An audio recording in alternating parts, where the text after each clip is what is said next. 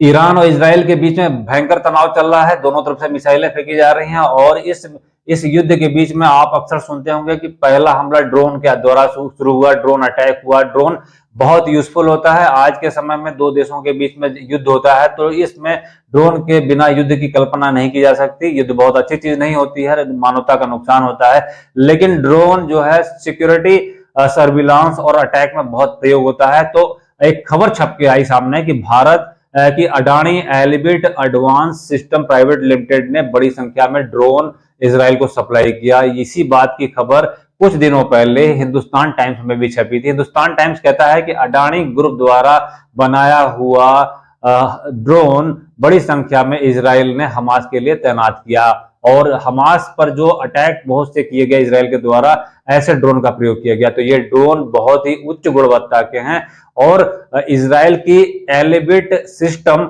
और यहां भारत के अडानी ग्रुप की कंपनी अडानी डिफेंस का ज्वाइंट वेंचर है Adani Elbit advance system India limited, जो कि यह ड्रोन का निर्माण कर रहा है। यह ड्रोन बहुत हाई क्वालिटी का है, जो कि सेना के लिए सर्विलांस का काम करता है, बम गिराने में भी काम करता है।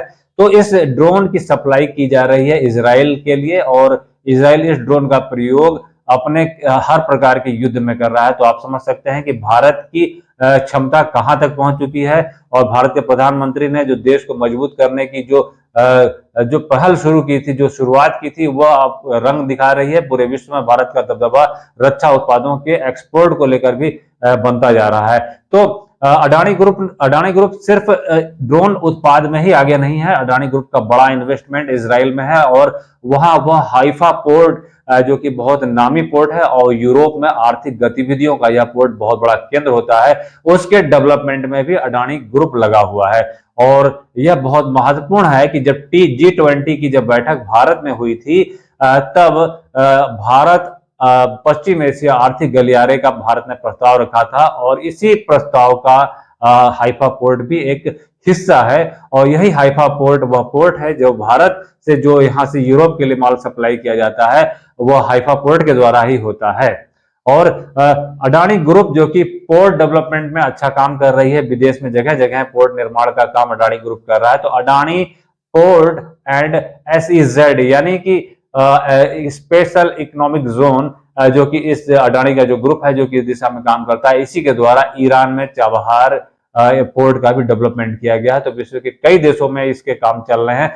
तो यह कुछ अपडेट थी जो कि हमें अभी मिल रही है। और अडानी वही उद्योगपति है जिन्हें हमेशा, खासकर राहुल गांधी के द्वारा और केजरीवाल के द्वारा, जिन्हें टारगेट किया जाता है और ऐसा माना जाता है कि यह सब विदेशी शक्तियों के इशारे पर होता है, क्योंकि भारत को आगे बढ़ता विदेशी जो भारत की जो शक्तियां, विदेशी शक्तियां हैं, भारत के दुश्मन हैं, भारत को आगे बढ़ता हुआ देखकर बर्दाश्त नहीं कर पा रहे हैं। तो यह कहीं ना कहीं कुछ ना कुछ इस तरीके का हंगामा खड़ा कराते हैं ताकि ऐसे उद्योगपतियों की छवि भारत में खराब हो सके। तो आप समझ सकते हैं कि क्या योगदान है अडानी का यहाँ के उद्योग में, यहाँ के रोजगार में, भारत को मजबूत बनाने में। तो यह कुछ अपडेट थी जो कि हमारे द्वारा आपको उपलब्ध कराई गई, जो अभी इस समय हमें प्राप्त हो रही थी। तो फिर आते हैं फ्रेंड्स कुछ ऐसी अपडेट्स के साथ। तब तक के लिए धन्यवाद, नमस्कार, वंदे मातरम।